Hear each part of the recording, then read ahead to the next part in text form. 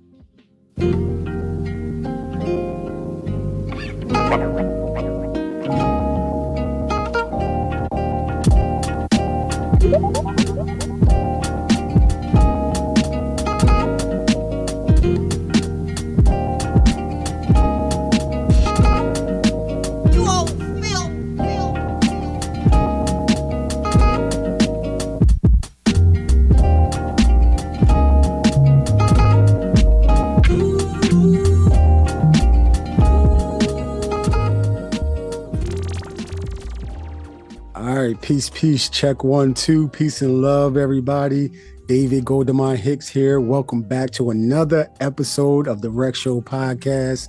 Yo, last week we had an amazing joint, man. Amazing conversation filled with jewels from Kristen, Israel, man. Go ahead and check that out, man. It was, it was some crazy jewels in there. And then go to the weeks before that as well, man, to Sean, one of my, my military members, still creating beats, a dope beat maker as well. And then you got Algorithmic C, who was also a guest on the show, man. So go ahead and tap into the archives and all that type of stuff. I appreciate your support. I appreciate you tapping into the frequency. And today, we got one of my senseis. If you don't know, he gonna know now. I'm about to geek out on him, He's one of my senseis from like 8 years ago, before I even started thinking about making beats. I seen him on his YouTube channel, just showing amazing techniques and breaking it down in a simple, understandable way to where it wasn't going over my head. He's also the creator of Nusong Productions. His name justified from his still life teachings. If you didn't get it by now, you already know who it is. It is the one and only JFilt from howtomakebasicbeats.com. Welcome to the show, JFilt. How you feeling, man? Peace, man. Hey, I appreciate that introduction. That was crazy. Yo, man. Listen, I try to get the best. I'm trying to be like Sway in the morning. You know what I mean? You know how you do his intro. What's up? I feel it. I feel the love, man. Yo, absolutely, man. Yo, so I only gave a little bit of the intro, man, but for the beat heads that might, and the mutants that don't know who you are and don't know what you're about, can you go ahead and just break down, who you are? I already said what your name means. How you even came up with the JFilt and all the letters and stuff like that, and any affiliations that you might be a part of as well. All right, cool. So basically, man, I'm just a dude who loves making music, and I love sharing what I know. I mean, it's very simple, man. I've been teaching, man, I guess for over a decade now, man, on YouTube, and I make music. I talk about music. I live music. It's what I do. It's what I love. As far as, like you said, JFilt is just an acronym justified from instilled life teachings. And that just basically is an idea. It's just a premise of how I came up. You know what I'm saying? It's just me saying that the way I am is a direct product of how I was brought up. So it's just, and anybody can basically say the same thing. You know what I'm saying? You are basically your surroundings, and that kind of, it molded me to be the person that I am. So, I grew up with both parents. My mama was a musician. I grew up in the church, and it's just how I grew up. The positive energy, all that is just how I grew up, man. Just seeing positive people impact my life, man. So that's basically it in a nutshell. Yo, why is it that a good portion of my guests, man, they grew up in the church, man, and now they doing beats, and you know what I'm saying? It's like, what is it about church that's like that brings out that? I guess it's the musicality, man, because you do it all day. It's history, man. I mean, if you think about it, like a lot of the R&B singers, they all came out in church, and a lot of the musicians or even beat makers, producers, they might have played drums in the church or whatever, or just watch people. And basically, to me, church is school. It's school. It's where you get your education, man. Musically, that's how I was able to train my ear, was through church and listening to my mom. I was fortunate to grow up with a piano in the house, so I just listened to her play, and that just brought out something in me to like want to get involved in music.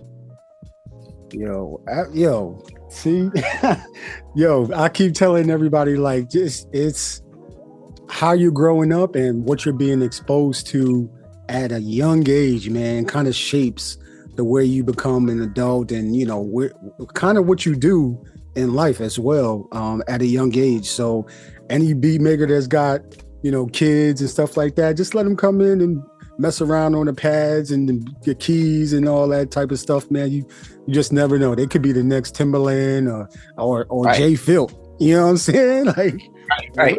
Okay, here's a question, man, because you said you grew up in the church.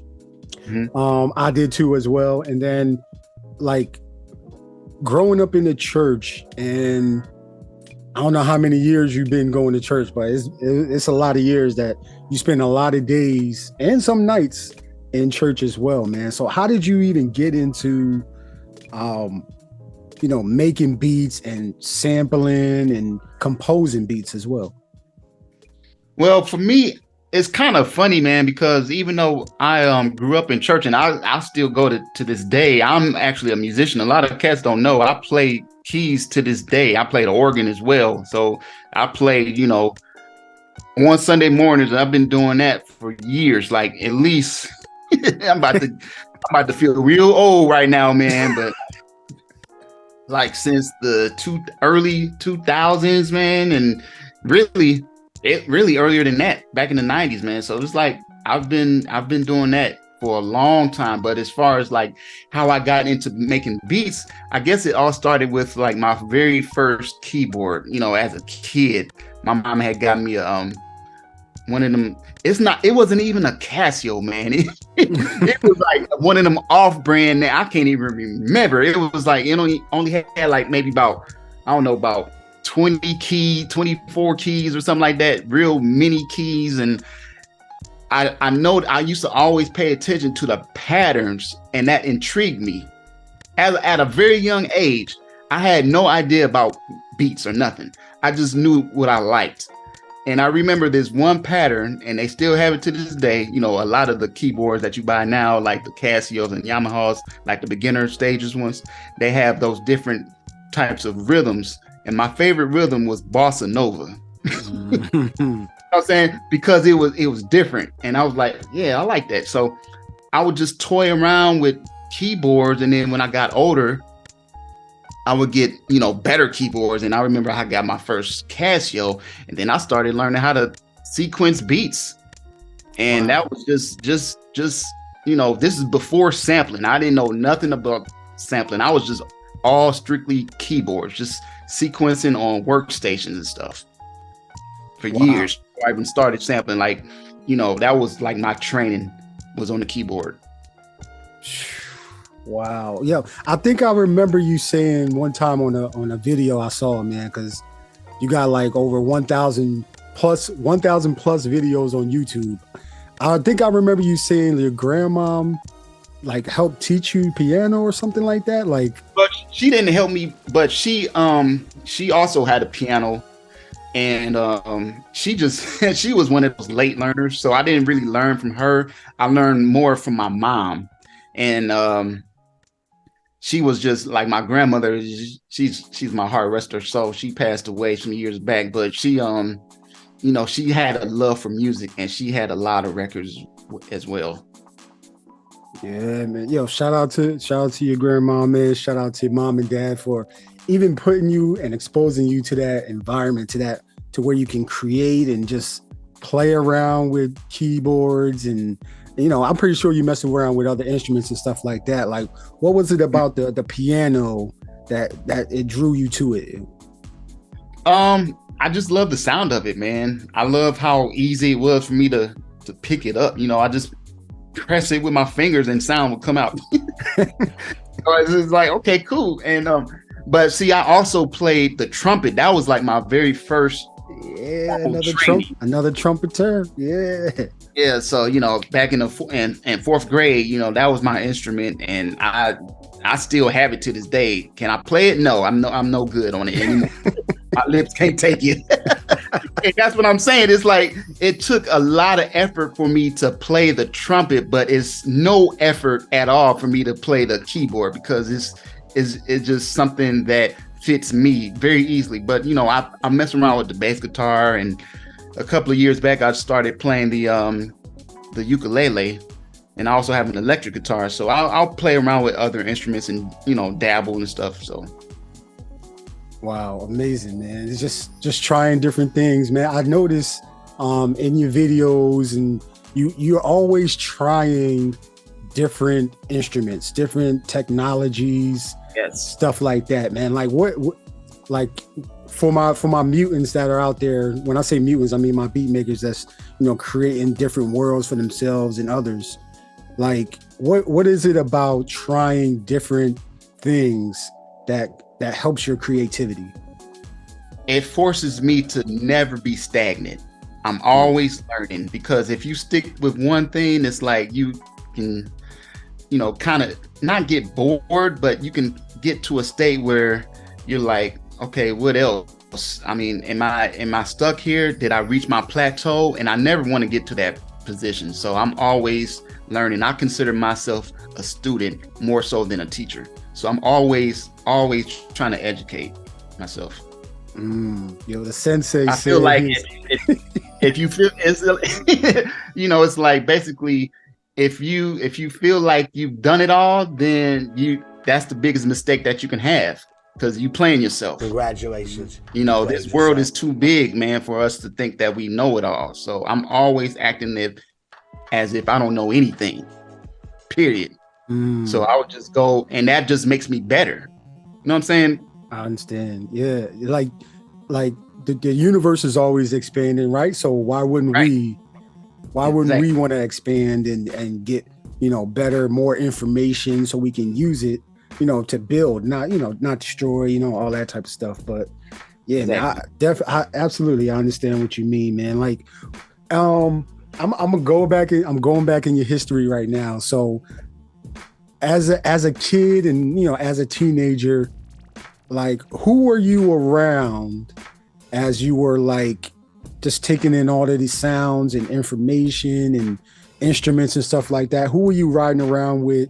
Like, what were they playing that kind of influenced you to this day? That's a good question. Let me go back. Let me go back to my brain. So basically, before I even get to like who I was hanging around with, I remember, I'll share this. I remember my very, very, very first record that I ever purchased. It was by Run DMC. And it was on vinyl, and it was the first thing I ever bought with my own money. And I was just a kid, man, and it was it's tricky. And so I used to always rock with that, man, because I was proud that I purchased it, and then I loved the beat. And as a kid, and again, I didn't know about drums and making beats and none of that. I just enjoyed the music. So as I got older, let's fast forward to about, I guess, middle school, high school. There was a show called Yo MTV Raps. And I was loving those videos. And then I remember, you know, just driving and going, you know, hanging out with my friends and going to parties or whatnot. And if I wasn't driving, one of my homies was riding, you know, and we would have like Tribe Called Quest riding in the car, and, you know, Wu-Tang, Dr. Dre, Nas, all that stuff. And so I was rocking with all that stuff, man. So that's what really, really got me influenced, because I was digging all those beats. Like, man, I really wasn't thinking about who made the beats at that point, but I just knew that I liked the beats. I liked the music more so than the lyrics. I always paid attention to the beats. So yo, man, like it's that when you pay for it yourself, man, that's like a stamp in your memory. Like, you just it is. like it's so amazing, man. Like, just remembering picking up the cassette, picking up the CD, the vinyl record, and you like, oh my God, I'm about to buy this with my own money. Can't nobody tell me nothing. Like, right. Like, it's so exciting, man.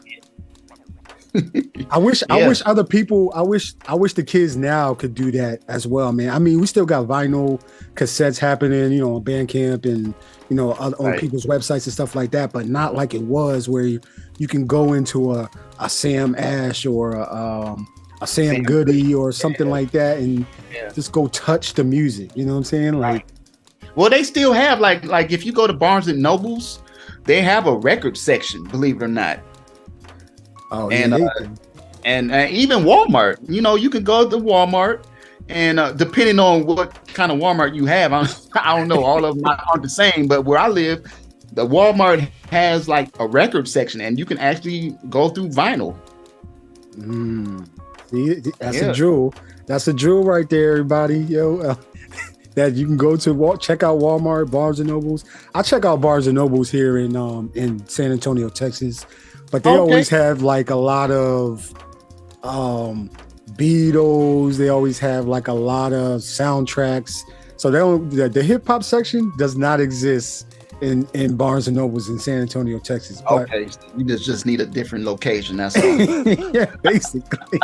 So I'll have to drive to like Austin to, you know what I mean, to go get the vinyls and stuff like that. Or I'll stay with my Connect Fat Beats. I always shop with Fat Beats or somebody's personal website, stuff like that, man. But yeah, man, like that touching the music, man, it's like it's a goosebumpy moment. And then when you drop the needle on it, or you pop the cassette in your car or on the radio, man, it's right. Man, I miss those feelings, man. I miss those. Yeah, none like it.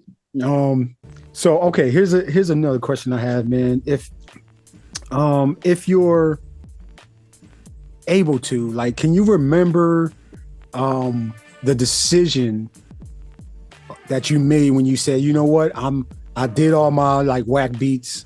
All right, those nobody's ever going to hear those beats. Now I'm at a place where I'm good. Like I'm good. I'm continue to get better, but I want people to hear my music. Do you remember what that was like when you were ready for the world to hear your music? I guess that was around I would have to say high school, because I was making my own beat tapes on cassette tape then. You know, so I would let my friends hear what I did, and if we were driving somewhere, instead of, you know, we would go like maybe on a road trip somewhere, I don't know. Instead of listening to the radio, I would bring my cassette tape and let's pop this in and just listen to my beats.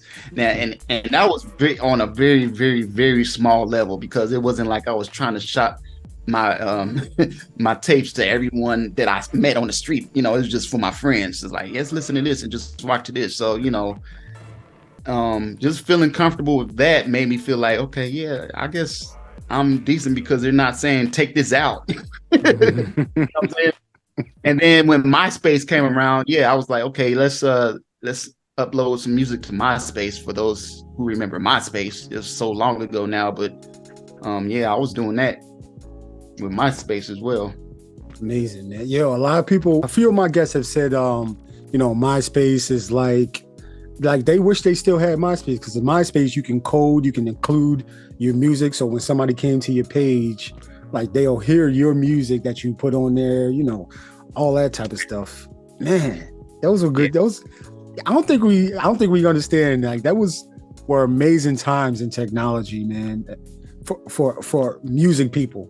You know what I'm saying? Yeah, I kind of feel for people who don't know what the world is like before Facebook or YouTube. It's crazy when you think about it. Like, we've lived in a lifetime where before social media. Well, I have. I mean, I don't know how old you are, but like I have to. Yeah. There's, you know, it's amazing, because a lot of people don't know what their life is about, and they will never know. But we have the chance to experience it, and it makes us appreciate the technology that we have today. Mm-hmm. Yeah, I think we're definitely one of the lucky ones, but I'm 42, man. So okay. I'm like, I think we're at the point where, okay, we were still alive, kicking, moving around without, you know, cell phones and all YouTube and all that stuff. But then right when everything came online, YouTube, MySpace, and all that type of stuff, and SoundCloud, like we were right there, still learning with everybody else and stuff like that. So, yo, like we were right in the middle of everything, man. Like I'm telling you, the Gen Xers, that's what we are. It's like we experience the most out of any other generation. It's incredible, man. If you think about it, wow, it's crazy. And it's only getting crazier with this AI and right. Yo, man, like right. You remember like before smartphones, like beepers, and people don't even know what that stuff is. Like beeper, what is a beeper? What is this little box? Like you know, I sometimes like I have I still have some of my very, very, very old, they call them dumb phones now, dumb phones, and I think they're trying to bring them back, where you know, you had like the flip phone. Even before the flip phone, you just had a regular phone, and it had the buttons, no touch screen, none of that stuff. And like kids nowadays, they have no clue. Like, what is this? Mm-hmm. I saw a TikTok, and these kids were tested, and the test was to see if you could figure out how to use a rotary dial phone. They couldn't do it. I was like, what? They couldn't figure out how to use a rotary because they never seen it. They never use it, but we've lived through that. Oh my gosh. And it's crazy. You remember you had to write them, you had to, you know, put your finger and rotate the dial. All the way. You had to start all over if you messed it up. It's crazy, man. Y'all know nothing about star 69, and it's crazy, man. Yeah, the rotary. I'll just go back to my grandmom's house, man. She always had the rotary. So if you want that, you got to bring your finger all the way down, all the way around. That's right. Let it go back, dig another number, come all the way around, let it go. Like, those are crazy times, man. Crazy times, man.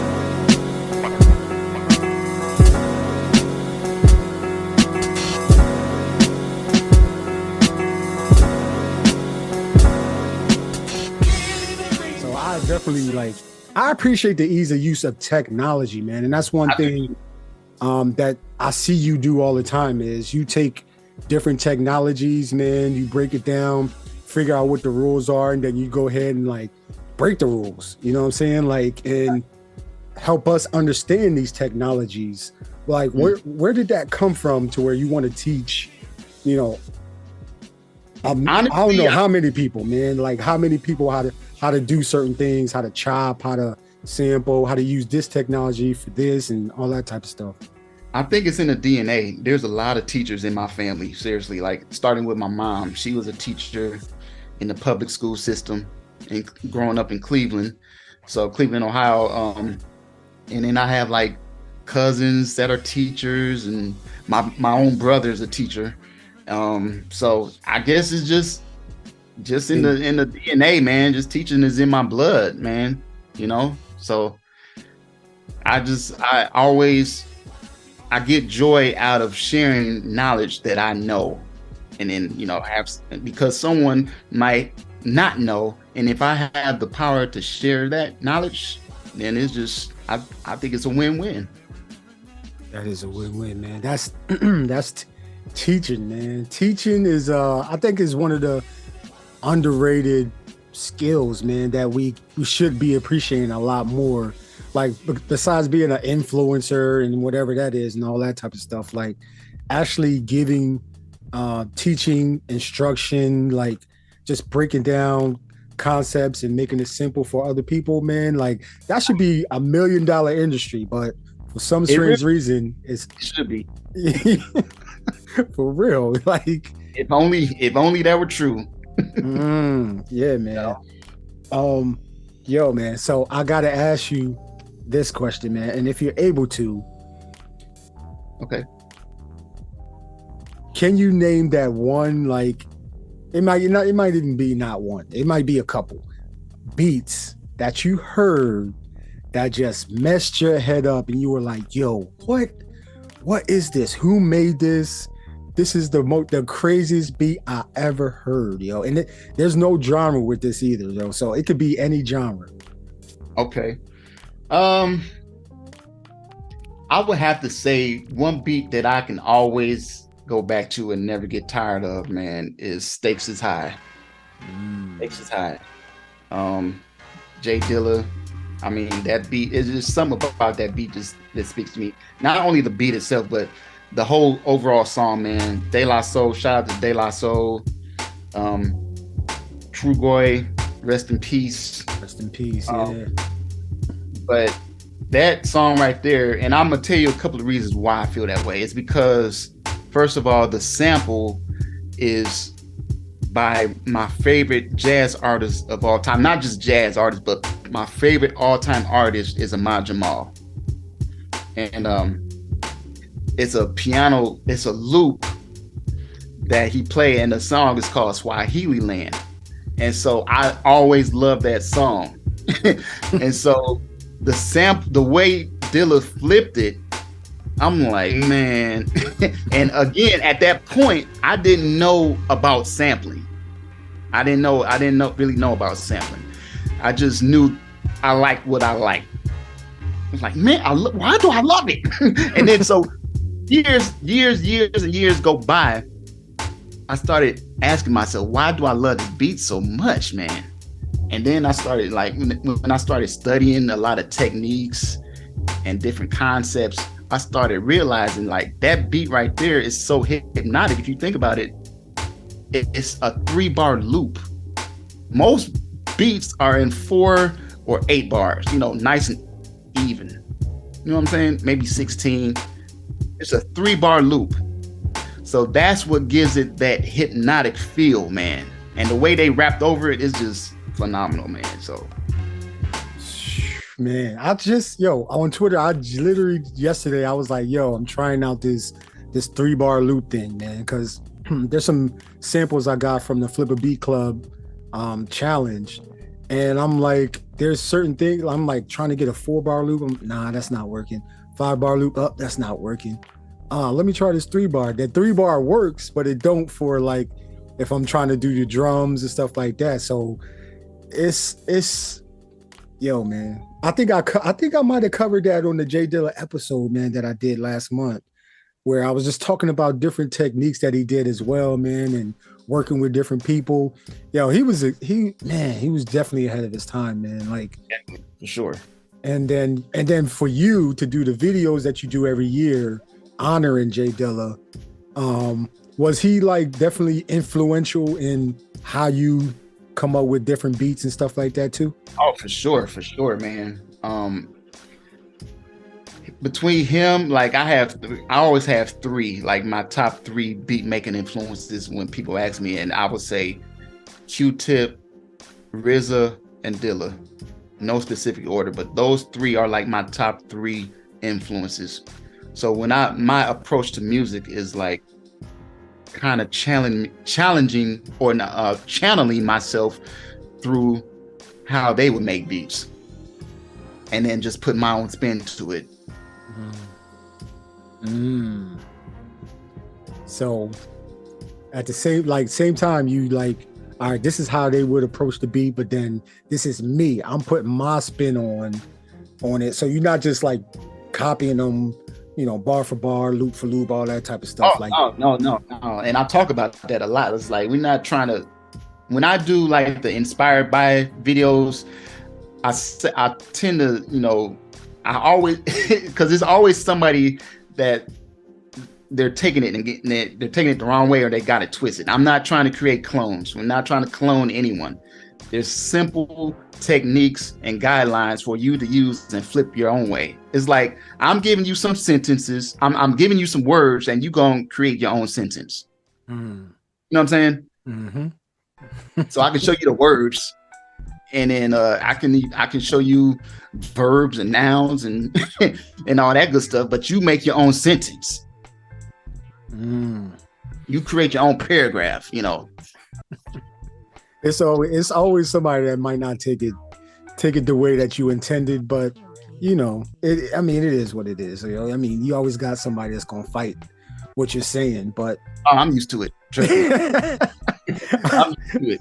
I've learned to just move on. You cannot. I learned years ago, you cannot please everybody, and I'm fine with that.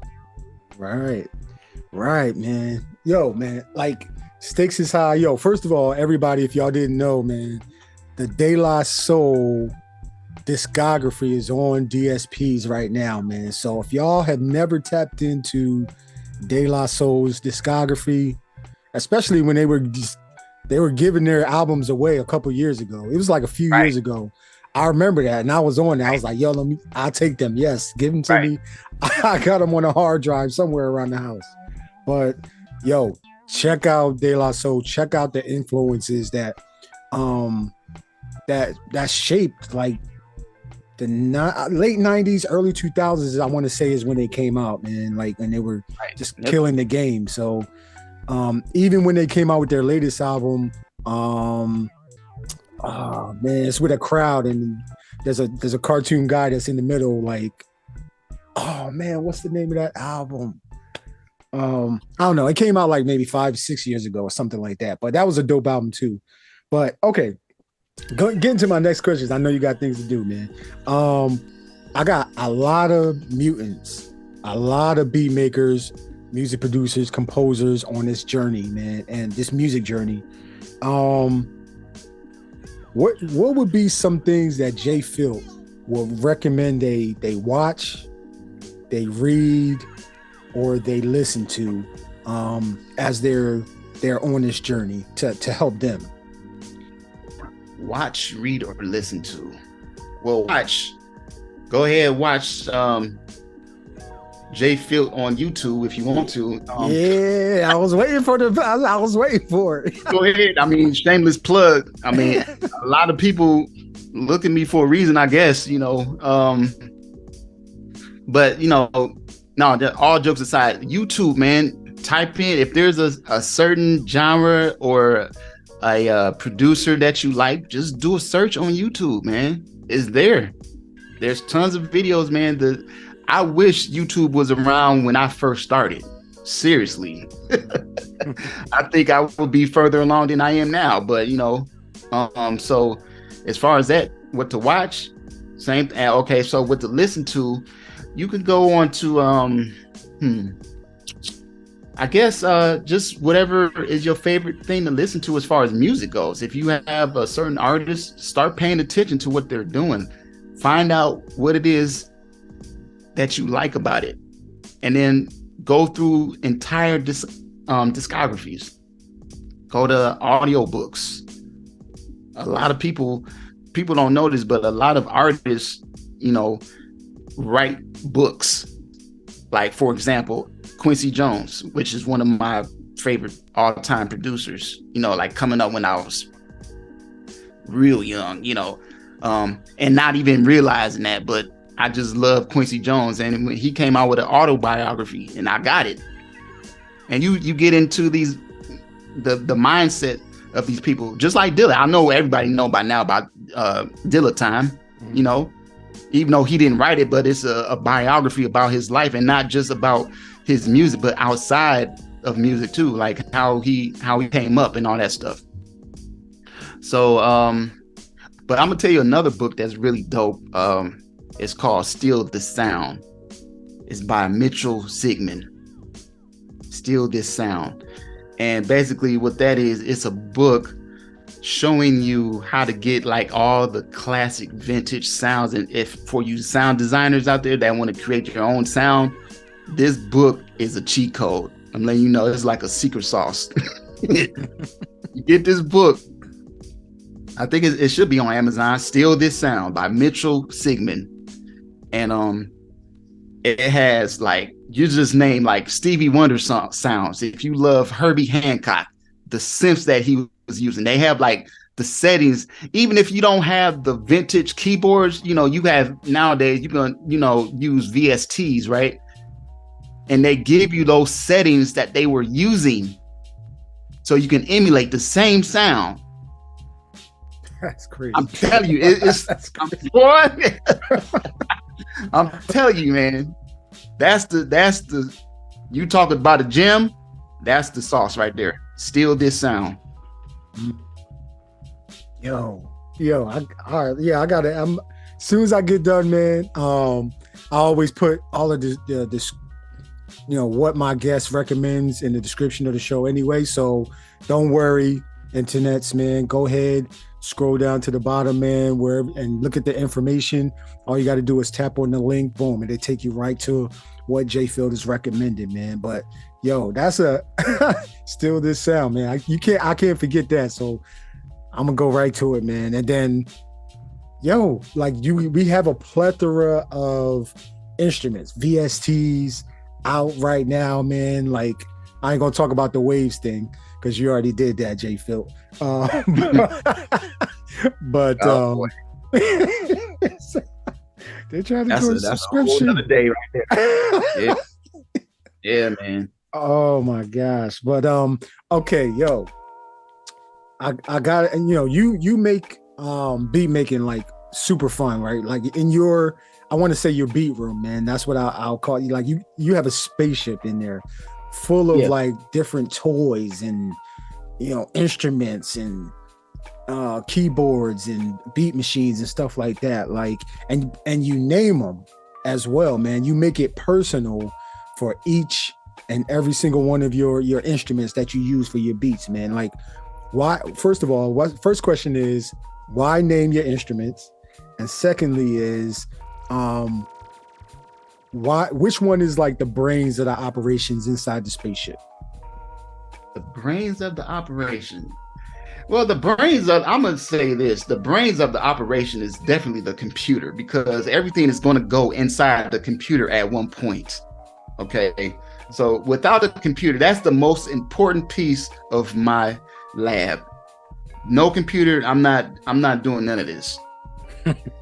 So, but as far as like hardware, I would say between the MPC 2000 XL and then at the moment my SP404 Mark II. Those are the two main, I guess you could say, motherboards. But as far as me name them, why I named them is because I believe I got the idea from a musician he was a bass player, right? And he passed away years ago too. So rest in peace to him, man. He used to name his basses phenomenal bass player. And I just thought that was cool. I mean, and what's funny is he had like 4 or 5 basses, and he named them all after his ex-girlfriends.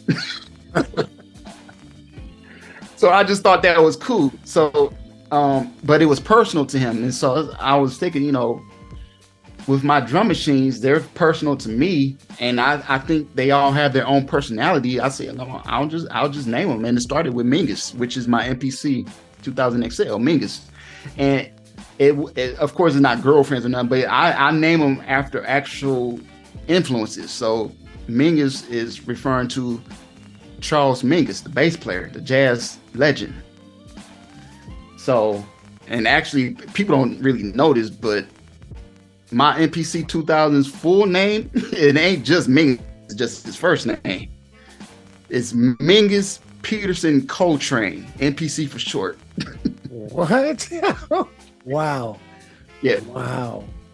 So, you know, all those, you know, Peterson, Oscar Peterson, the jazz pianist, and then John Coltrane, the jazz saxophonist. So MPC, Mingus Peterson Coltrane. So that's his name. And I'm not going to go through all of the names, but, you know, that's why I named them, basically.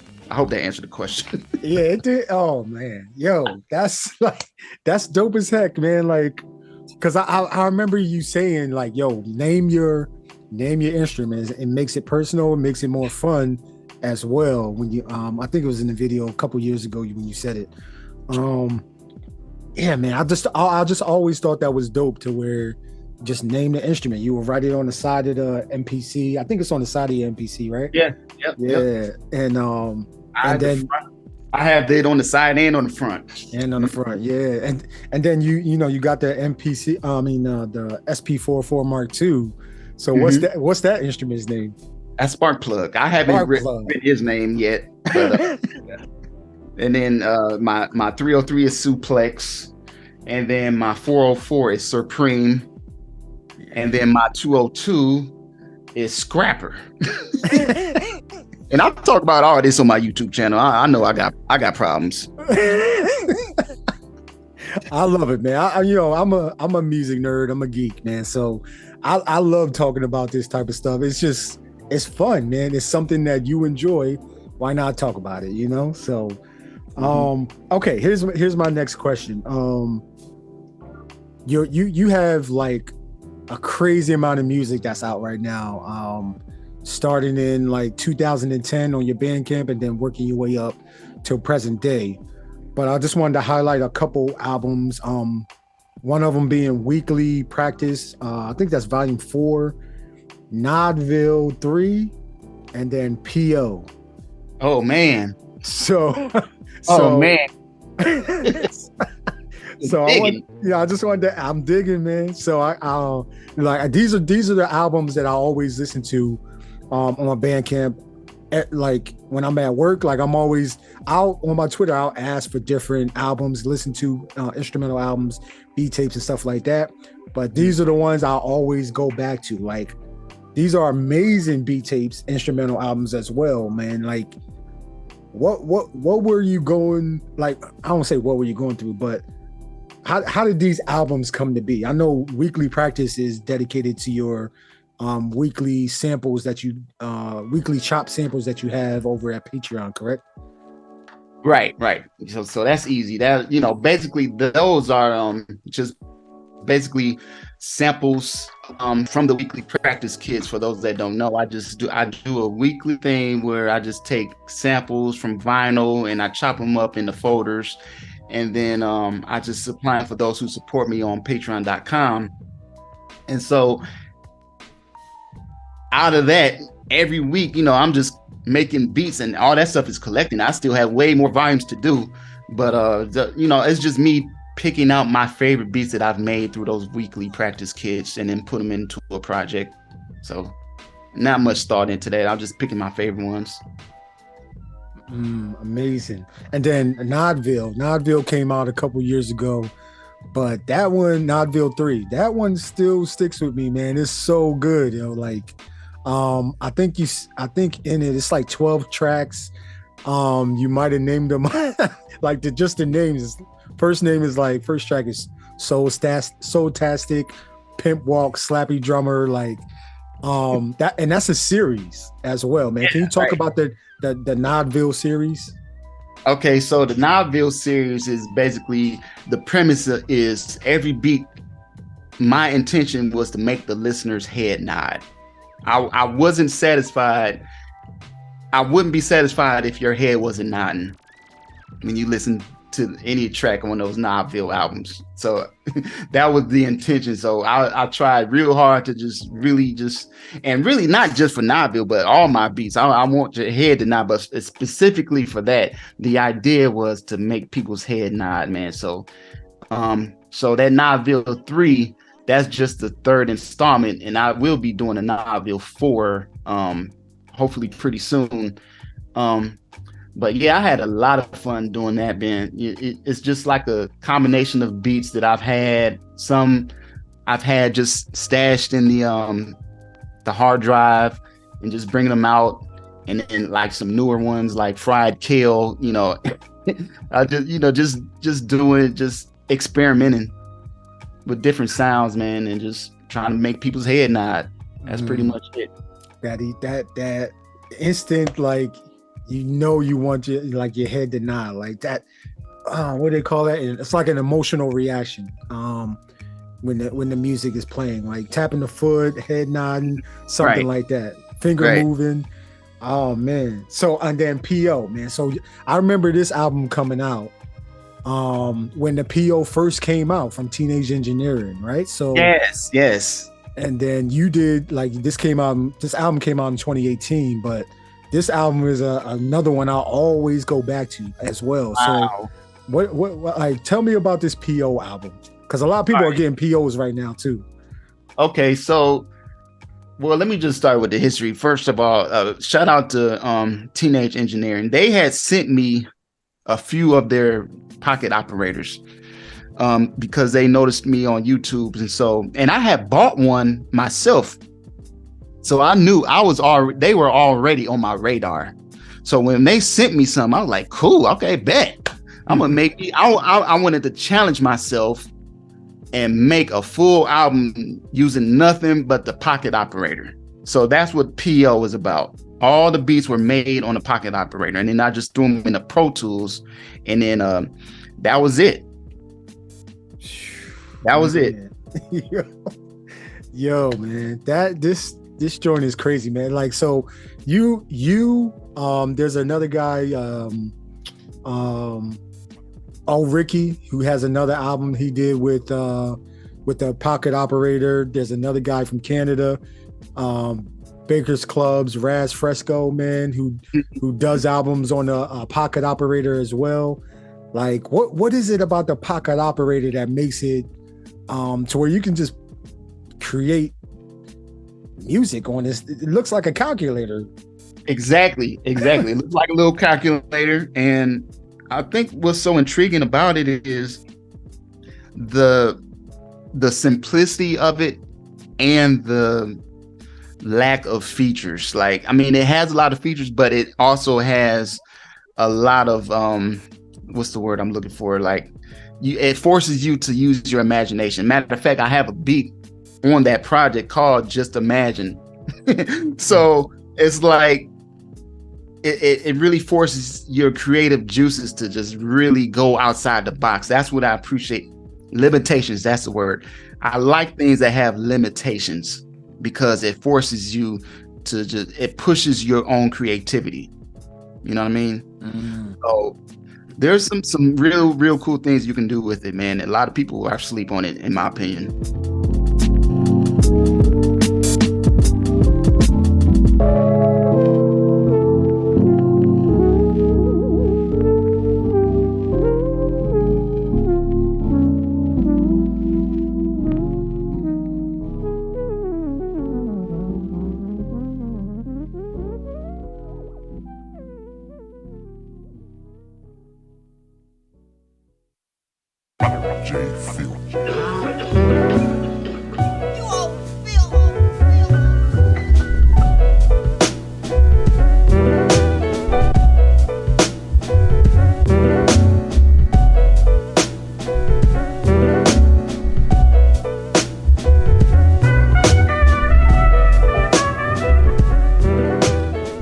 Making me want to get one. Now I'm gonna wait till I'm gonna wait for a little bit though, because I'm still trying to master this machine and this SP44 Mark II. So, and I commend you for doing that, because a lot of us will go to the next thing without even mastering one thing, and we just, you know, we have what's called gas, you know,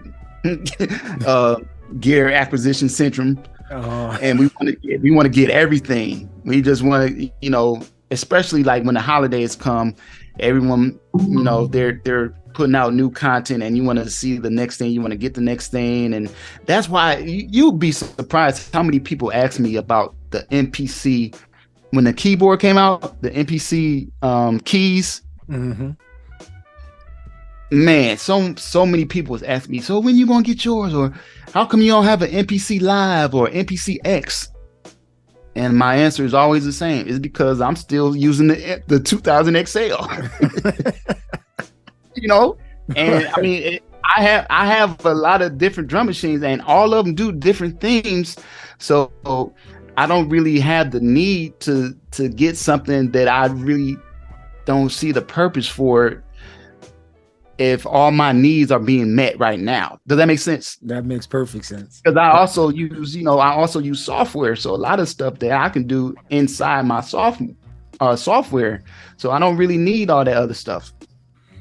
Yeah, exactly. So, I mean, paying like, you know, $1,000 for a different piece of gear, you know, stuff like right. that, when you already can do it inside of either what you already have, and it's just using your resources properly. Right. And I want to say this, because a lot of people don't really realize this, because I get this question all the time. What should I get? What should be my first thing? Especially for those that's just starting. If you have a computer, you are good. If you just start with some software, I recommend that be your first thing. Just, you know, if you have a Mac computer, start with GarageBand. If you have a PC, you can start with BandLab. That's free. And just start making beats, or try to learn how to make beats on software first. And then when you feel like you really want to move on to the next level, or you want to get hardware, yeah, you can go that route. But all you really need is a computer. Really, like if you got your phone, Koala Sampler, there you go. I'm a true witness. Koala Sampler is the truth. Shout out to Merrick, the developer. Elf Audio, all those guys, man. So yeah, man, you don't really need all this, like all the stuff that I have now. I don't need all that stuff. I just have it because I've been collecting for years, and then I make content based off that stuff. But all you really need is a computer. Yo, man. You are one of the ones when I first started. What was this, 2014, 2015, somewhere around there, where you were like, yo, just use what you have. So I started making beats in GarageBand, terrible beats, by the way, but I was learning, you know, how to structure beats and stuff like that. And even today, on your videos, I think you're making beats in either Logic or GarageBand.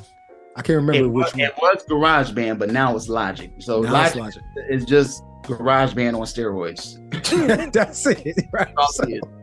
So yeah, I mean, you're still taking, you know, you figuring out MIDI, manipulating the audio, and then incorporating everything into the software. So yes, every internets, man, y'all heard JFilt, man. Just use what you have. If you got a computer, use what you have inside the computer. Try and get as close to mastery as possible with that, and then move on to the next thing, man. So so you're not like spending $5,000 on equipment that, I mean, right now you don't need. Like you said, Elf Audio, Koala Sampler is a $4 app. If you get all of, you know, the little bells and whistles, it may be $10 app, and then at the most, and then all you need is all you would need is like maybe a MIDI keyboard. That's about it. Man, amazing, yo. So really, and that's not even required, because I've done videos just using my laptop keyboard, playing notes, playing pads, you know, drum sounds with A S D F G H J I K L. You know what I'm saying? So, you know, so yeah, there's no excuse. No excuse, everybody. So, okay, you are now I gotta adjust this question, man. So you are a beat maker, a student, a teacher. People can tap into your frequency on twitch.tv/very sick beats. But you first started on YouTube in December 2009. So, man, that is a lot of content to put out on YouTube, man. Almost 10 million views on all of your videos and stuff like that. What has this journey been like as a content creator, starting with YouTube, moving over to live streaming with Twitch? Like, what's that experience been like? Man, it's been a journey, man, and it still is. It's been a learning experience. And to this day, it's still a learning experience. You go through trials where you're trying to figure out stuff.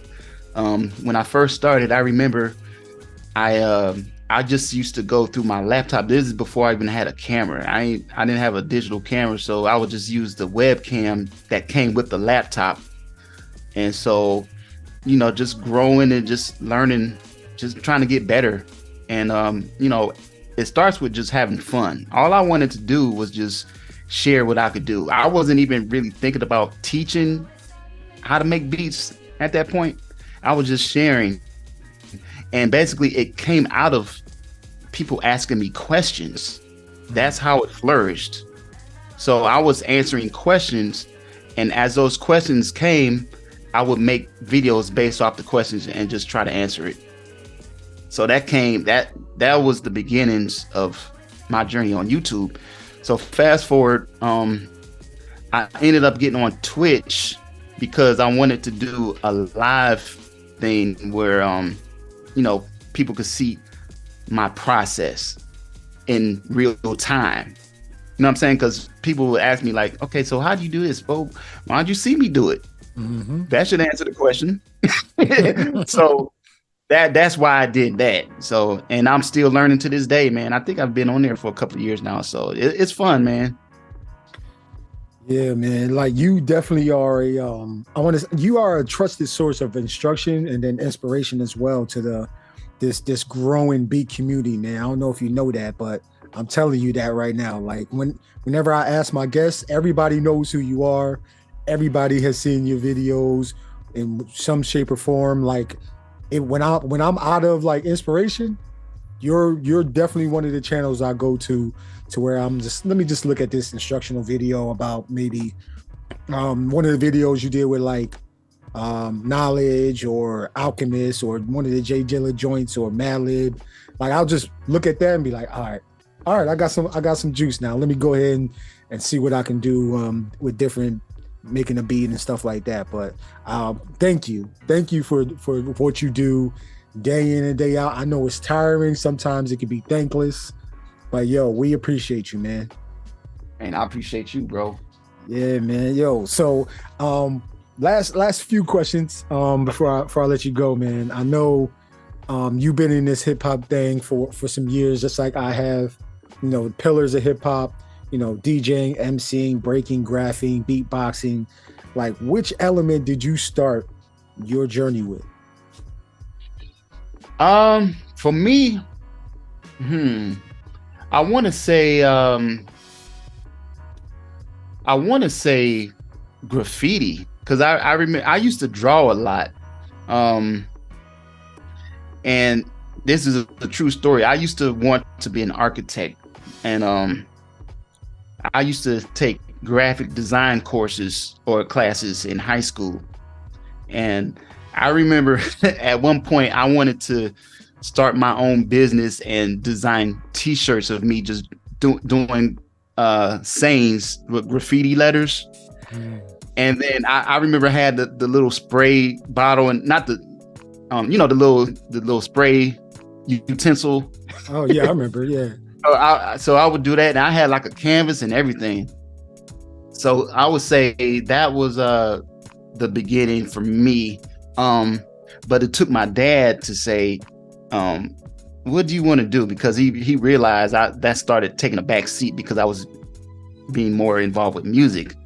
So shout out to my pops, because, you know, if it wasn't for him, I probably wouldn't even be doing YouTube and doing music like that, because he made me realize, like, you spend most of your time doing music instead of art. So, and I still, to this day, I still try to, you know, do like art covers, not drawing them, but some type of way, just using art in some type of way, even if I have to pay somebody else to do it, you know what I'm saying? But I would say graffiti, and then believe it or not, breakdancing. I used to me and my brother used to break dance, you know, at family parties and stuff. And then the music. So yeah, that was it for me. Wow, yeah, the spray can. That's what you were talking about, the spray can. Yeah, the spray can. Having a spray can, man. Your pops made you like, yo, you got pick one. He's probably like, yeah, pick one, and then you just pick the music. Basically, yeah. Man. He realized what I was, you know, most of my time was being spent on music and not art, and so I didn't want to waste my time. So I was like, yeah, you're right. So I just went the music route. I'm sending, thank you, Pops. Thank you, Pops, for like guiding him on this path right now, man. Because, you know, we might not have JFilt, the student teacher, beat maker extraordinaire. Like, we might not have that. We might have the graphic artist, engineer JFilt. I mean, either way, you can still go back to it if you want to, either way. But thank you, man. So, I gotta ask this question. I gotta geek out for a couple questions, man. You know, on your channel, you know, you had some heavy hitters drop by your channel for, you know, a rhythm roulette-esque episodes with some amazing creatives like Twami, Stolen Drums, DiBiase, like the homies. You know what I mean? The homies. Are you bringing that back? That's a great question. I would like to. There's a couple of more that I've been wanting to collab and do some videos with. And I will name one, but hopefully the next time he comes to Atlanta, because we, at the same time that I hooked up with DiBiase, it was shout out to Iman Omari, who just dropped a new project. Crazy. I was gonna do one with him. But I don't know, man. I guess whenever I can get with these guys, man, I know everyone has busy schedules, so we'll see, man. We'll see. Shout out to Controllerise. Yeah, shout out to that was gonna be my next question too, man. I know you rock with Controllerise. You know, Controllerise, for everybody that don't know, for the internet that don't know, is a group of amazing talents, whether it be beat makers, DJs, MCs, If I'm forgetting something, JFilt, help me out. But they put together this showcase inside of this like arcade type of bar scene to where people can come sell things. You can play video games, watch anime, listen to live music being played and stuff like that inside Atlanta, Georgia. So and it's a no trap zone, if I can say that as well. Shout out to We Do Beats. Yeah, shout out. I got my We Do Beats sweatshirt on right now, bro. What's up? So I gotta ask you this, man. Like, you know, outside of Controllerise, like, what is the beat scene like, where you are and in your area, and then who should we be on the lookout for you know, as far as beat makers go or artists? To be honest with you, I've really been out of the loop. But I do know that if you are in Atlanta, you definitely want to check out East Atlanta Village. Definitely. That's the spot to be. East Atlanta Village, because there's a lot of showcases, whether it's artists coming in, doing performances or beat making.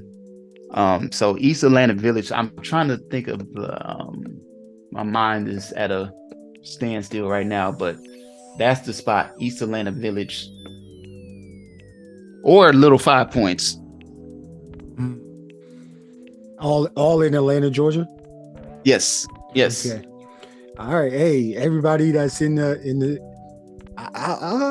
is that the South? Is Atlanta the South? I don't want to say Atlanta's the South, but it kind of is. Yeah, it is. It is the South. South Georgia, yes, that's considered the South.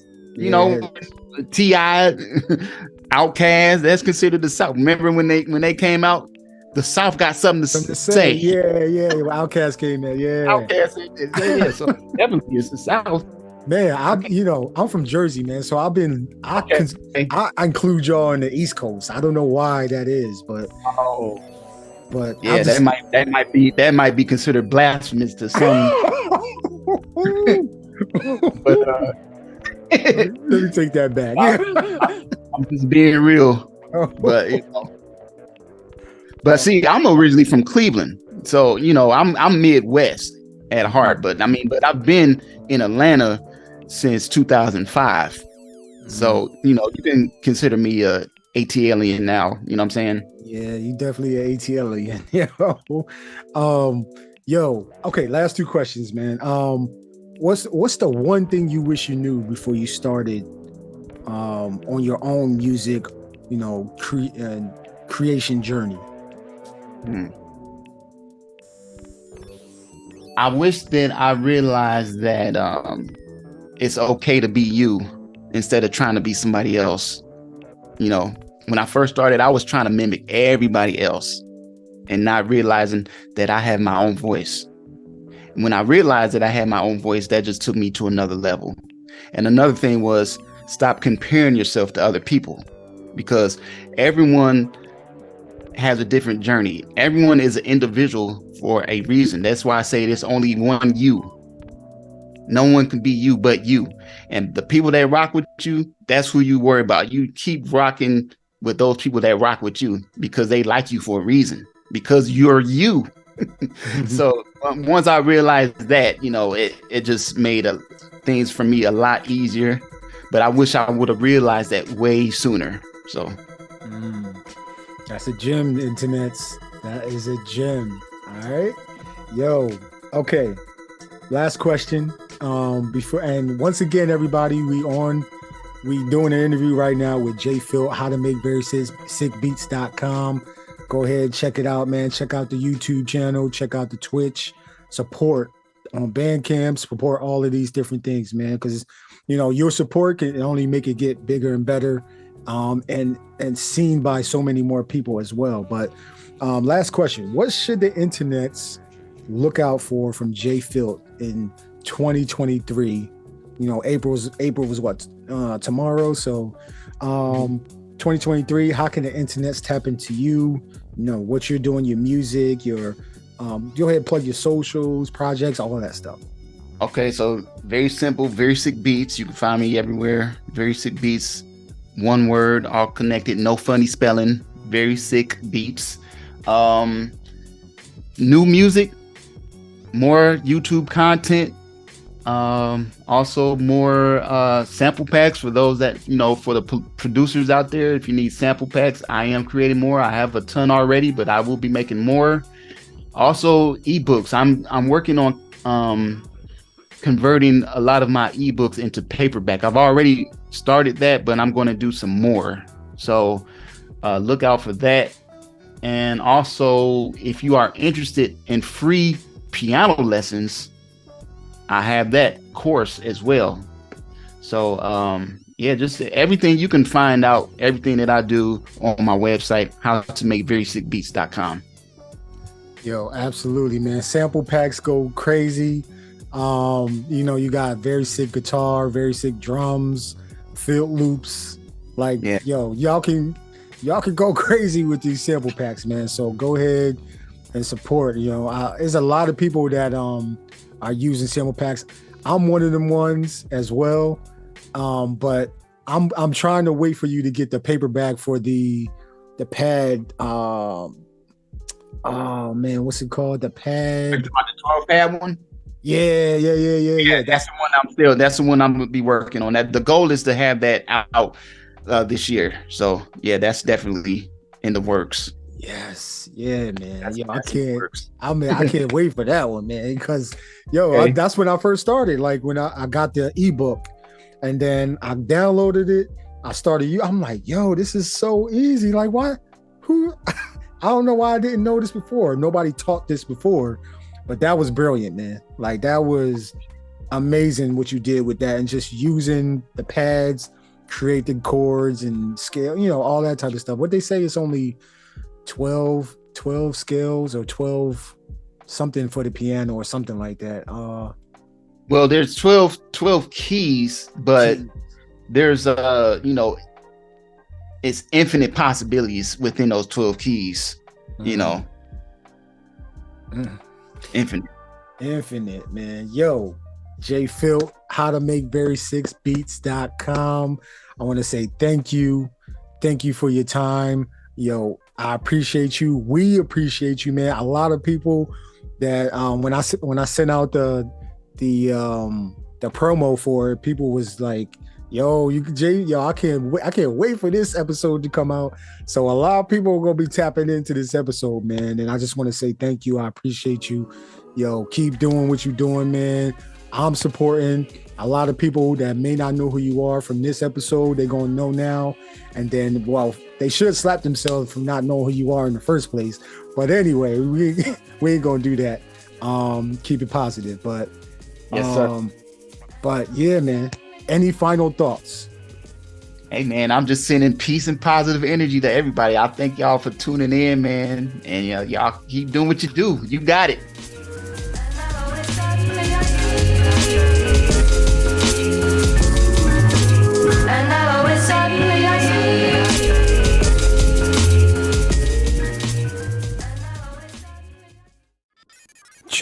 Check 1 2. Yo, so I gotta send an appreciation and a thank you to JFilt for allowing me to spotlight him, man. That was an amazing interview, man. A bucket list interview. Yo, man, I love this job, man. I love this joint, man. So I hope y'all picked up some jewels, man. I hope y'all picked up some amazing stuff from this interview. And go ahead and share this, like this, leave a comment, rate this on wherever you listening to your podcast, man. Check the links in the description of the show. And yeah, man. Thank you, JFilt, man. And I'm gonna see y'all very, very soon on another episode of the Rec Show podcast. I'm your host, David Gldnmnd Hicks. Peace and love, y'all.